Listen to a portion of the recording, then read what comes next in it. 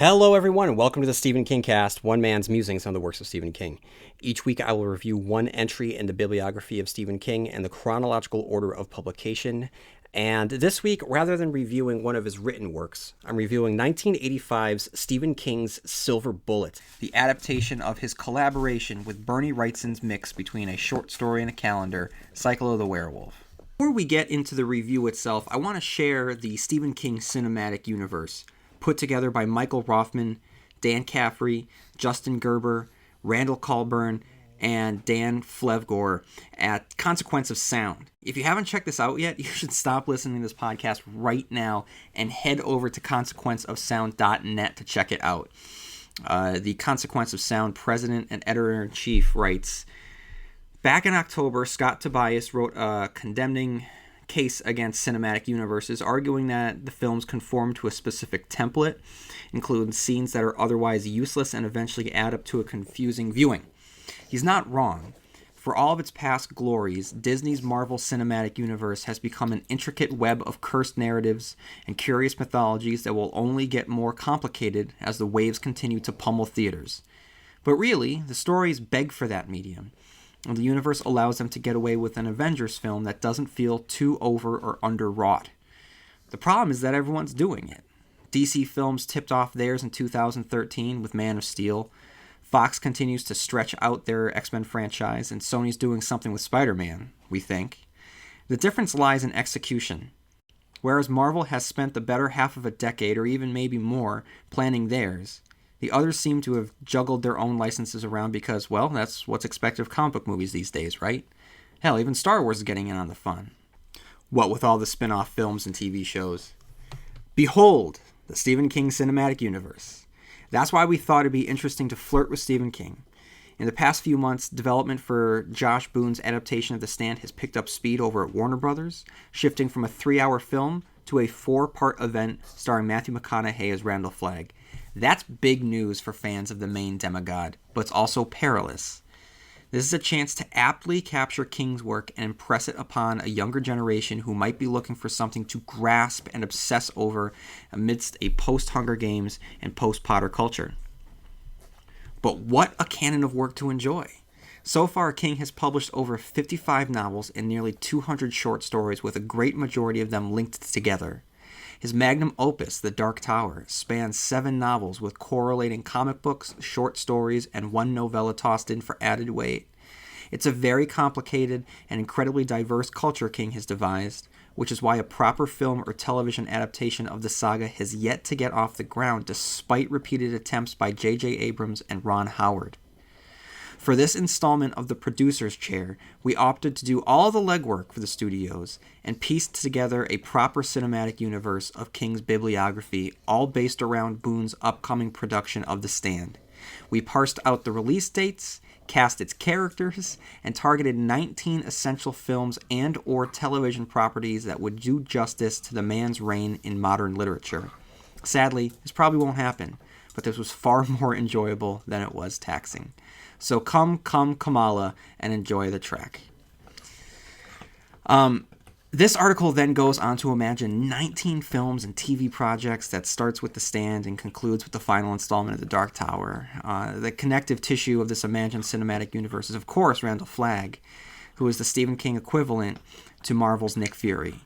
The article then goes on to fan cast each of the characters, provides soundtrack options, discusses what they would change from the book to the film, and more. If you're a Stephen King fan, and you probably are, seeing as how you're listening to something called the Stephen Kingcast, do yourself a favor and check it out at consequenceofsound.net.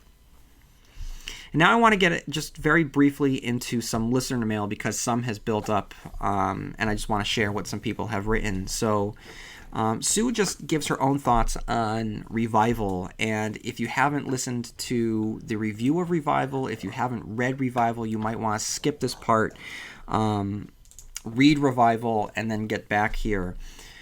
Sue writes, Revival is the latest offering from horror meister extraordinary, bar none, Stephen King. While not groundbreaking, the novel is as smooth as pudding, going down easy, as expected of King's style of writing. The tale of a first-person recollection by Jamie Morton, a second-rate, drug-addicted career rock and roll rhythm guitar player, and his seeming coincidental run-ins with his childhood mentor turned lab rat recruiter named Charles Jacobs, a fervent small-town minister who, after tragedy strikes, renounces his faith and charts new career courses as a traveling carnival huckster, itinerant faith healer, and mad scientist. Jacobs, like a modern-day Nikola Tesla, loves playing and experimenting with electricity. But his hobby inevitably becomes an obsession when he taps into a force he discovers and calls special electricity. With this extraordinary new energy, he paints portraits in lightning and heals the affirmed in old-time religious revivals held under a big-top tent. Praise the Lord and pass the money buckets. But his miraculous cure produces serious side effects, and his intent is not completely altruistic, as any Stephen King fan will expect. Jacob's true purpose is much more nefarious, as he connives Jamie to help him achieve his goal of getting a glimpse of the other side of the canvas flap. King flavors his novel with his trademarks of memorable, well-developed characters, healthy doses of social commentary, dashes of science gone wild, with pinches of humor whipped into an entertaining sci-fi horror treat. Not a gourmet dinner, but a tasty dessert for any reader's literary taste buds. Sue, thank you for a really well-written review and your thoughts on the task. I had written back to Sue in an email, but one thing that I loved that she pointed out was the Nikola Tesla comparison. I didn't even think of that. And now that she has said that, I want to kind of go back and reread Revival again, even though I've just read it and I have every single other Stephen King book that I have to read for the podcast. But I want to reread it thinking of Tesla and the whole mythology of Tesla, because I think that I love that. I think that that's just such a great connection. And so, Sue, thank you for writing in, and please feel free to do so again. Feel free to share your, what Stephen King means to you, what your first entry into the world of Stephen King was. Just feel free, and thanks for writing in. And then Craig writes, he nails it dead on. He said, your intelligent insights and comments, see Revival, were spot on, ... English major, were you? If I might, I have a few questions that have always bugged me about art and literature, the creative process, and the creator's intentions. Do you think that SK, for example, sat down to a blank computer screen and planned out all the points that you mentioned before his first keystroke? Or do you think his work was mostly unplanned, a stroke of luck, experience, or unconscious decision-making? Do you think he would agree with you on your interpretation should you be fortunate enough to discuss them over lunch together? I ask because I'm a published author and journalism major with an English minor and a master's degree in instructional design. I was a research writer for NBC TV in Burbank for 5 years, way back in the mid-'80s, and I paint. I love the creative process, that magic that Paul McCartney talks about when you're in another space-time writing/painting when the ideas just flow almost automatically. The end product is something from within me, a physical manifestation from my abstract life experiences and psyche. Picasso was quoted as saying, paraphrased, I just paint. It's up to the critics to decipher what it means. And when music critics asked Mick Jagger what the lyrics to Paint It Black mean, he shot, it means to paint it effing black. When I was in college, we read Huckleberry Finn or some such Twain classic, and the stereotypical egg-headed literature professor with a pointed goatee and elbow-parched corduroy jacket rambled on and on and on about Twain's symbolism. The Mississippi River was the flow of life, etc. Well, it really started to piss me off, and I finally raised my hand and asked him how he knew what Sam Clemens was writing about. Was he at Twain's desk as he was creating the story? I'm a Twain freak as you are, SK, and therefore had studied his background of being an old newspaper man. Maybe, I commented snidely, he just wrote it to make a buck. I think the prof was relieved the bell rang, class dismissed. I also took an art appreciation class where the instructor drilled in our heads all semester that art was in the eye of the beholder. That is the way that an interpretation should be. And then there's the issue of how much drug/booze play in bringing out the final product. Say on a Jackson Pollock canvas, a Led Zeppelin LP, or Stephen King's early work fueled by ounces of Coke and gallons of beer. Sorry this is so long. You probably want to get back to reading King's stuff, but these questions have always chaffed me, and you seem like a person of wisdom who might provide a valid answer. Please keep the transcripts coming, and best of luck on your terrific podcast. So, Craig, thank you so much for writing in. This is a great email. It's deep. This is probably the deepest one that I've gotten yet. And so the first point is about the Stephen King's creative process and how he sits down. It's been about 3 years or so since I read On Writing, and I've only read it once, and I don't even own it. Shame on me. But On Writing is an incredible piece. It's a great glimpse into the mind of Stephen King, and it's Stephen King talking about writing, what writing means to him, what the process means to him, what writing is. He goes into a lot of detail, and what I remember distinctly is he discusses closed door and open door writing. So there's a period where he's writing closed door, and that's simply the relationship that he has with the story, where he works everything out, and the story only belongs to him. And then when he opens the door and he gives it to someone, all of a sudden the story then is a shared experience. And I'm not sure, but I think that he works out all of that, most of it, during the closed door writing process. I don't know. I honestly don't remember how much he plans out. I think anecdotally, just from my recollection of reading Stephen King interviews, he's very character-driven. He comes up with a what-if scenario. He's very character-driven. The characters dictate where the story goes as he explores this what-if situation. But I don't think that he ever really has much of an end in mind. I think that as he writes along the way, it starts to come up. And I think that, Craig, you referred to me very complimentary as a wise person.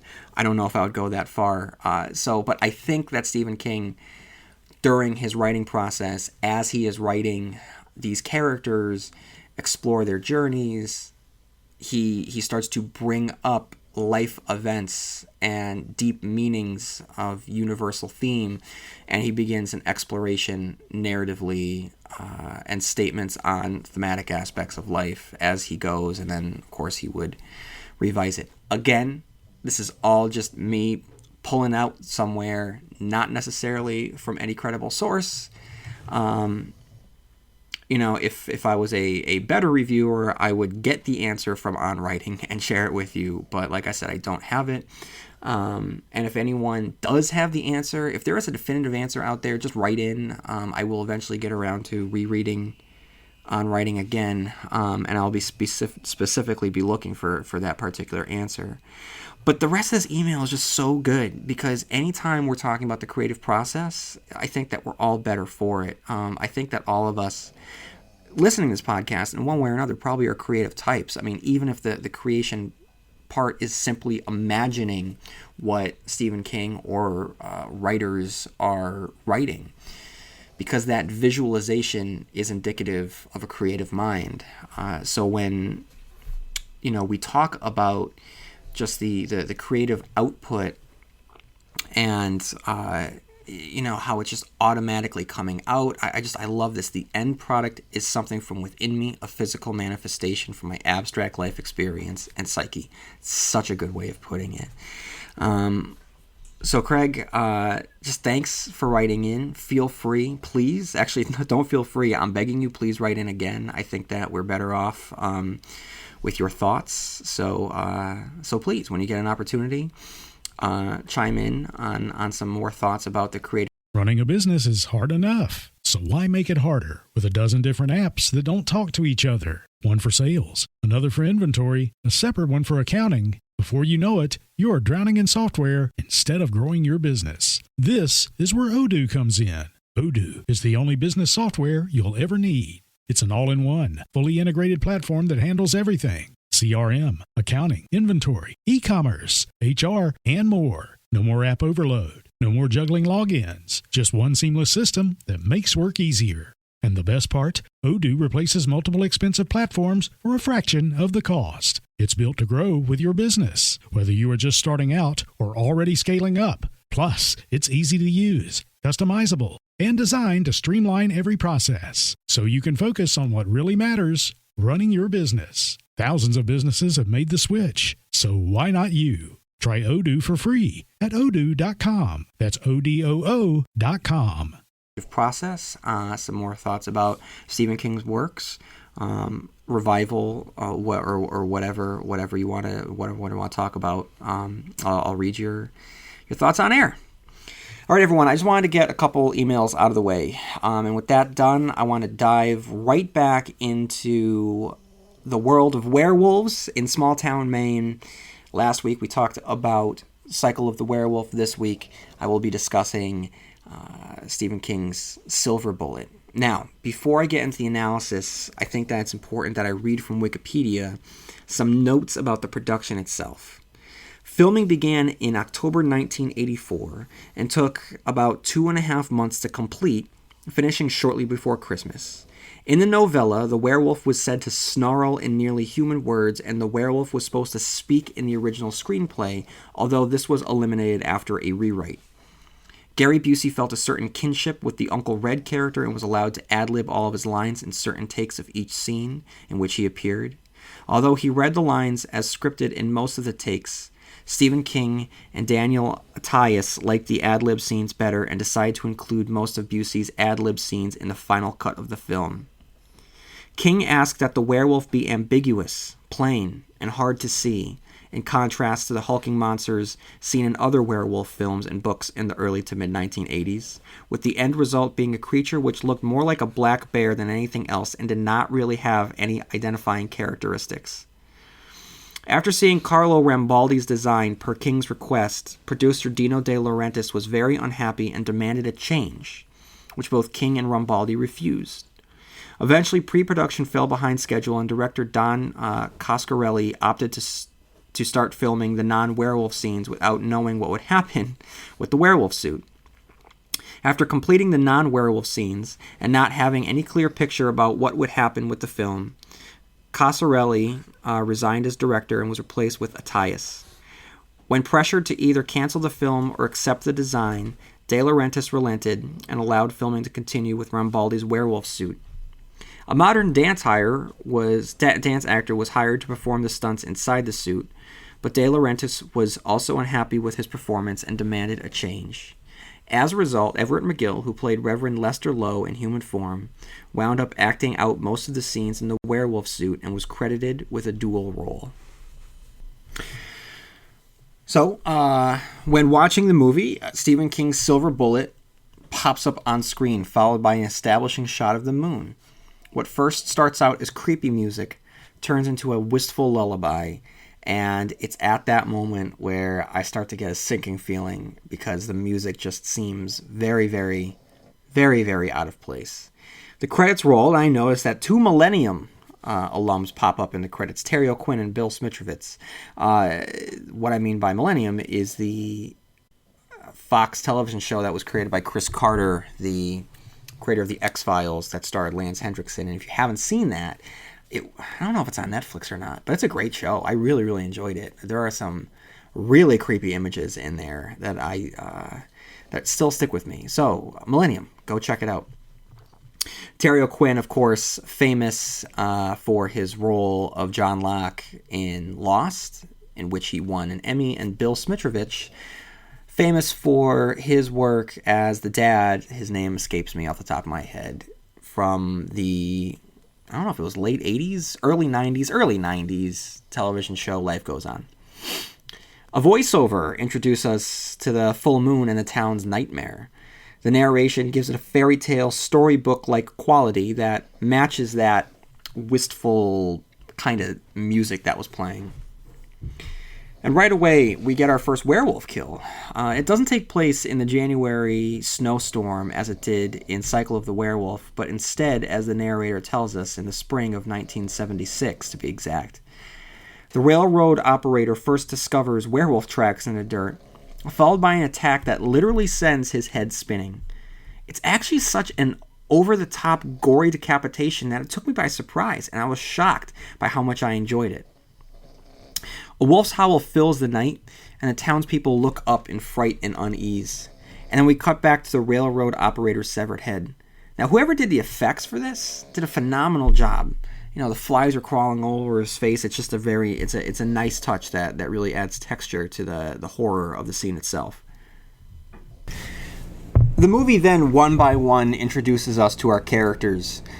Jane, our narrator, Reverend Lester Lowe, played by Big Ed Hurley himself, Everett McGill, and Cory Haim, playing Marty Koslaw. Poor Jane is first tormented with a small snake, then falls in the mud. And this is our first of a few very, very 80s movies moments that just really puts it in this particular decade. And it has a distinct feeling of a cheesy 80s movie that I don't find in many of Stephen King's other adaptations, that I find very, very prevalent here within this movie. Jane storms off and peeps on a man and wife arguing over the parentage of the wife's bun in the oven. Then we get some exposition about Uncle Red, the chronic drunk uncle who's getting another divorce. The conversation itself is a little ham-fisted, enough to know that it's the hand of the screenwriter, but masked enough through the sibling rivalry between the two kids, so it sort of works. One thing that King does well is he reveals Marty's character traits by sneaking into Jane's room and dropping off the cash to replace the torn pantyhose in the old snake in the mud trick back in the park. It's a good touch on his part, and rather than having Jane, our narrator, describe how good Marty is, we actually see how good Marty is. I feel as though the character is much more realized here than he is in his short story counterpart. Rain swells outside, and the woman who had been fighting with her husband over the baby... Wow, we're going there. The pregnant woman's about to commit suicide to spite her jilted jerk husband. But she doesn't get the chance because the werewolf bursts through the window after climbing the trellis, no less, and rips her apart. It's actually pretty brutal, the attack itself. The quick shots we see of the werewolf, they're pretty effective when they don't show the full-on body. And then we're introduced to Sheriff John Locke, the always charismatic Terry O'Quinn, who will establish his niche in the horror genre with 1987's The Stepfather 2 years from now. In the bar, life goes on. Bill Smitrovich causes trouble but is put in his place with a bat named Peacemaker. It's such a cool little touch, having that bat, which is owned by the bartender. And honestly, when I think of this movie, I don't think of Cory Haim's Silver Bullet. I don't think of Gary Busey. I think of the werewolf holding the Peacemaker and beating people to death with it, which holds the trophy for the most inventive death by werewolf attack of all time. We then meet Tammy, a character not in the book, and possible love interest for young Cory Haim. But as soon as we meet her, we never really see her again, so I think that there might, in another universe, this character would have been beefed up. Cory Haim, by the way, his Silver Bullet we find out runs on gas, which is such. I'm going to talk about the wheelchair. I'm going to talk about the use of the wheelchair in a little bit, but it's just such a strange, weird, quirky little touch. We're also introduced to Tammy's father during this scene, the alcoholic bigot who wants all cripples to burn because they're all on welfare. Now, this guy is such an identifiable Stephen King character, who is so deep-seatedly prejudiced and of low character. But don't worry, everyone, he gets what's coming to him. Our werewolf gets revenge for all of our wheelchair-bound and welfare recipients in the world by taking this guy out in the greenhouse. And I have not yet mentioned our lovable Uncle Red, played by Gary Busey, who... I don't know if he's acting... You know, this guy is so inextricably linked with his real-life persona. So when he plays an off-the-wall character, it feels less of a movie and more of a documentary. But keep in mind, this is incredible casting. By this point, Gary Busey is an Academy Award-nominated actor for 1978 movie The Buddy Holly Story. And Busey is a highlight to the movie. Like I mentioned above, his acting is very naturalistic. And as I referenced earlier, he decided to ad-lib most of his lines because he was so much in love with this particular character. And I think that it shows. He elevates a lot of the scenes. And I enjoy watching him because he has an energy that I think a lot of the other characters are missing. Back in the bar, Bill Smitrovich keeps up his anti-police diatribe What interrupts a soon-to-be fight is a three-piece suit-clad mustachioed businessman looking for his son at the bar because apparently his middle school child was a regular there, and if anyone would know where he is, it's his beer buddies. At the boy's funeral, Smitrovich assembles the bar together to go hunt down the killer, and Terry O'Quinn tries to shut it down. Terry O'Quinn is so good in this movie. Every time he's on screen, like Gary Busey does, he just elevates the material and almost makes me forget that all King is doing with this scene is just ripping off Jaws. O'Quinn plays the role of Chief Brody. Smitrovich is the recklessness of the mayor and the townspeople all rolled together in one. And Brady's father, the boy's father, even interrupts the mob a la Alex Kittner's mother. Rather than saying, "My son is dead" to the sheriff, he says, "My son was torn to pieces." Everett McGill tries to stop the mob, not unlike Brody and Hooper together, and the mob itself meets Ben Gardner's end. Now, the mob scene itself, the whole scene, the scene starting with the bar and then going off into the woods, while it might be very reminiscent of Jaws, it's still very effective, and it's my favorite part of the movie. Deep in the dark woods, the townspeople are surrounded by thick fog. The sounds of the night woods are resonant. And there's an air of both menace and humor, with the bar patron getting his leg caught in the bear trap not once but twice, and the idiots stumbling over each other the entire time. And when in the pool of fog, the vigilantes realize that the beast is in there with them. And it's a creepy scene, not knowing who's next. The men are picked off one by one, and includes the great gag of the werewolf beating the bartender to death with the Peacemaker baseball bat, like I mentioned before. Just as in the story, we have a werewolf in the church nightmare, and Marty lighting off fireworks on the full moon. Except this time he's further away from home, due to his new and improved Silver Bullet wheelchair go-kart hybrid. The distance shot of the fireworks going off over the water at night is one of the movie's only strong visuals. Jane goes on a bumbling side quest soon after to discover the identity of the werewolf in a goofy sequence in which she comes up with excuses to gaze into the eyes of the townsfolk. The scene even includes a jump scare from a mouse. From a mouse? Yes, from a mouse. And then one-eyed Everett McGill enters the garage.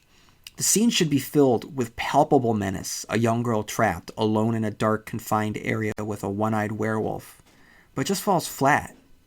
First of all, the decision to have the adult character narrate the story diffuses any tension, as we know nothing bad is going to come to her.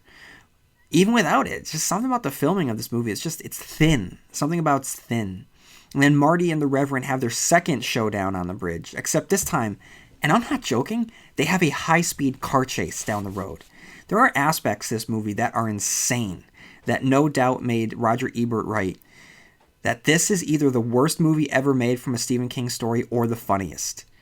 Ebert admitted that he thought that the film was a parody of the novella and King's work in general. Then in the same scene, Everett McGill goes full evil while on the covered bridge. And it's a great performance. McGill is desperate. He's unshaving. He's willing to do anything to keep his secret safe. The character comes equipped with a wonderful conflict. He hates himself for the atrocities committed as a werewolf, but he can't bring himself to kill himself due to his religion. And his insanity grows from it.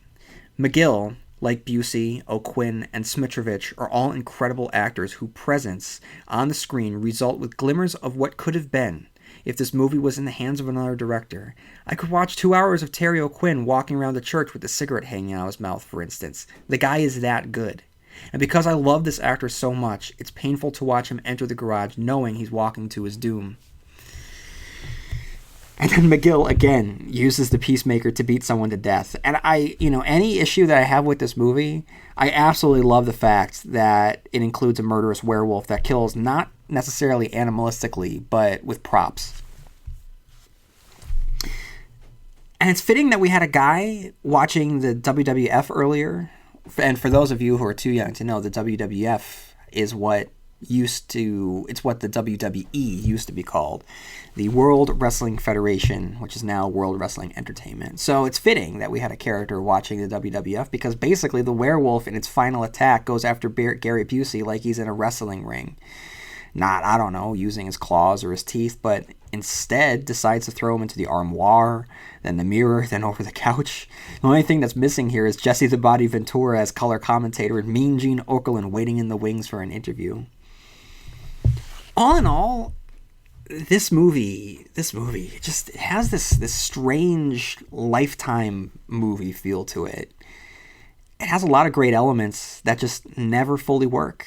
You know, whether it's the cinematography, the music, the direction, or a mix of all three, I don't know. I don't think it's the script, which if you think about it, works on paper. It has inventive kills, quirky townsfolk, a well-realized small town. If this script was beefed up as a novel and included the Bernie Wrightson paintings from Cycle of the Werewolf, this could be a classic King novel. In the hands of another director, cinematographer, and musician, this could have been a classic King movie. Either option could have been Stephen King's stamp on the werewolf genre. I feel like both The Cycle of the Werewolf and Stephen King's Silver Bullet never live up to their potential. And if you listened to my review of Cycle of the Werewolf last week, you'll know that I believe the strength lies within Bernie Wrightson's masterful illustrations. This movie is just, I don't know, it's just there. The direction never brings out memorable performances from its actors. The blocking of the scenes are just generic. The whole movie seems paint by numbers. It's just kind of there. With that said, the fact that the movie is named after not the method of the wolf's demise, but Cory Haim's completely improbable method of transportation is so bizarre. It's such a weird touch. Such a completely 80s choice. And the scene of Cory Haim speeding down the road with the chipper synth music, you know, it looks like it's not from just a different movie, but it's also so quintessentially 80s it almost comes across as a self-parody. I would be less surprised to see this on Adult Swim at 1 o'clock in the morning. I mean, this is a movie that comes complete with an inspirational vocal theme song.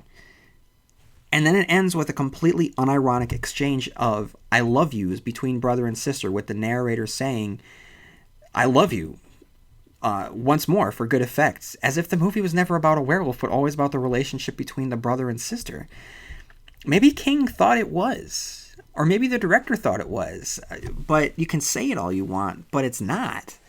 And nothing against performances, but that's not the heart of the movie. I think that's supposed to be, but it never really works for me. I think Jeepers Creepers does a really good job with a brother and sister focus, and that's an aspect of horror movies that we don't see too much. In a lot of your standard horror movies, we see the two love interests, but we don't really see that much brother and sister relationships being at the heart. And I know that Jeepers Creepers, I think, did a phenomenal job with the brother-sister being at the forefront of the movie and being the two main characters. Here,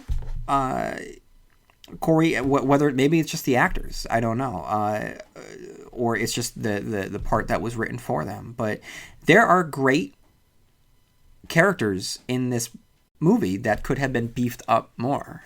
All the actors that I had referenced earlier, and they focused on the weaker links. But I don't know. So I just want to get to Cycle of the Werewolf versus Stephen King's Silver Bullet and wrap up here. So Uncle Red versus Uncle Al. Uncle Red is our movie uncle, and Uncle Al is our book uncle. I'm going to go with Gary Busey all the way, because it's Gary Busey. The guy is insane, absolutely insane, who has moments of ad-lib where he makes no sense whatsoever, like the following. Holy jumped up ball-headed Jesus Palomino. So I'm Team Busey. I've talked enough about how I think the movie would just be better if it focused on him, if it focused on Terry O'Quinn, if it focused on Bill Smitrovich, if it focused on Everett McGill more. I think that there's an alternate reality where the focus was on the Gary Busey character, who is a screw-up in life, and he's the focus, and he learns to overcome his issues with the love of his nephew, and Cory Haim would be the supporting character. It would just flip, and I think that a slight flip like that would do wonders for this particular story. So, point Stephen King's Silver Bullet. Number 2, Reverend Lowe. We have Reverend Lowe in the the short story. I don't know. I don't want to call it a short story because it's not really a short story. It's a series of just kind of chapters, just descriptions of a particular, just descriptions of attacks that just get kind of thrown together. Because if you listened to last week, it was originally designed as a calendar to really celebrate and promote Bernie Wrightson's art. And Stephen King found that he wasn't having enough room to finish his writing piece, so they expanded it into this quasi short story, quasi vignette series of vignettes, quasi calendar. So I don't know what to call it. I'm going to call it either the book or the short story. But in the book short story calendar thing that they published under Cycle of the Werewolf, there's Reverend Lowe, and then here we have Everett McGill, and I love Everett McGill's performance, especially in the bridge sequence where he's stalking Cory Haim, and he, like I said, he is unshaven at that point, and he's manic, and well, not manic, but maniacal, and he's just dangerous. And as I mentioned earlier, he has that conflict about hating himself but not wanting to commit suicide because of his religion. So the hypocrisy there is just, it's wonderful, and it makes for a good villain. Now we have Marty. You know what? Marty, I don't think that the character is acted very well by Cory Haim, but this is an iconic Cory Haim role. And if you YouTube Silver Bullet, Stephen King's Silver Bullet, the first thing that's going to pop up is the Cory Haim on the Silver Bullet riding down the road with the synth music playing. It's insane. So I have to go. Because this movie includes this gonzo wheelchair that runs on gas, and then the Mach 2 version, which could never be allowed on the road. I have to go with the movie. And then 4, we have the werewolf attacks. The werewolf attacks in the book, they're well written. At times they're hokey. February, I'm looking at you. And they're memorable only because of Bernie Wrightson. But like I said earlier, this movie includes werewolf death by baseball bat. So I have to go with Stephen King's Silver Bullet on this. So guys, anything that I say negatively about this book, this movie, I'm going with this movie in the head-to-head. So ultimately, if you were to ask me what I like better, Cycle of the Werewolf or Stephen King's Silver Bullet, I'm going to go with Stephen King's Silver Bullet. And that really surprises me. I did not necessarily expect to say that. But like I said, I think that this comes closer to being the story that Stephen King wanted to tell. First of all, it has a definitive beginning, middle, and end, where, like I said, with Cycle of the Werewolf, it's disjointed. It's a series of vignettes that only towards the end starts to take some semblance of a actual story with a reoccurring character and a conclusion. Here, we have the story of Marty. Whether I want the story to be about Marty is irrelevant. We have the story of Marty, and there are moments where I see what this movie could have been. And I just wish that it was a little bit better. I wish that it didn't feel as hokey as it did. And I completely understand why Roger Ebert wrote what he did. But with that said, for the Peacemaker baseball bat use by the werewolf, and for the ridiculousness of the Silver Bullet and the so out of place, so quintessentially 80s musical score, I have to go with Stephen King's Silver Bullet. So that's all I've got for this week, guys. If you haven't done so already, check the movie out. Because it's an experience. It's not necessarily a good experience, but I think that everyone should still check it out. And I hope that one day Stephen King gets around to writing the werewolf story. That his definitive werewolf story. Maybe this is it. Or maybe his definitive werewolf story was in The Talisman. I don't know. I feel... oh my God. I mean, the scene with them in the woods with the fog, that could have been the centerpiece for a great movie. And I think it was like this close. It could have done it. It could have been a really, really good movie. But it's not. So anyway, guys, thanks for sticking around. And next week, we're going to be heading away from this weird book / short story / calendar werewolf thing. And I just mentioned it, and I'll mention it again. We're going to be heading into the collaboration with Peter Straub that resulted with the incredible fantasy epic, The Talisman, which I'll be reviewing next week. And when I drop the episode for The Talisman, I will also be releasing a bonus episode that explores the connections between The Talisman and Stephen King's The Dark Tower. So stay tuned for that. After that, we're going to be exploring Stephen King's second collection of short stories with Skeleton Crew, which includes, as you probably know, the most famous story from Skeleton Crew is The Mist, which was adapted into a movie in 2007 from The Walking Dead producer Frank Darabont, director of The Shawshank Redemption and The Green Mile. So next week, I'll be reviewing a handful of the short stories in Skeleton Crew, and I will be focusing most of my attention on The Mist. And then the following week, you will get the rest of the reviews of the short stories from the Skeleton Crew collection, and then we'll be getting into the adaptations springing out of Skeleton Crew, including the adaptation of The Mist by Frank Darabont, a handful of episodes from the Mist television show, The Monkey, Creepshow 2, which includes The Raft, and we'll take it from there. So we're going to be spending some time in Skeleton Crew after we get through The Talisman, so there's a lot of things to look forward to. And if you have any thoughts on anything related to Stephen King, please write into stephenkingcast@yahoo.com. You can leave a review on Apple Podcast. A review would really, really help me out. And you can follow me on TikTok, on Blue Sky, on Facebook, and on Instagram. And may you have long days and pleasant nights, and I will see you here next time where MOON spells Stephen Kingcast.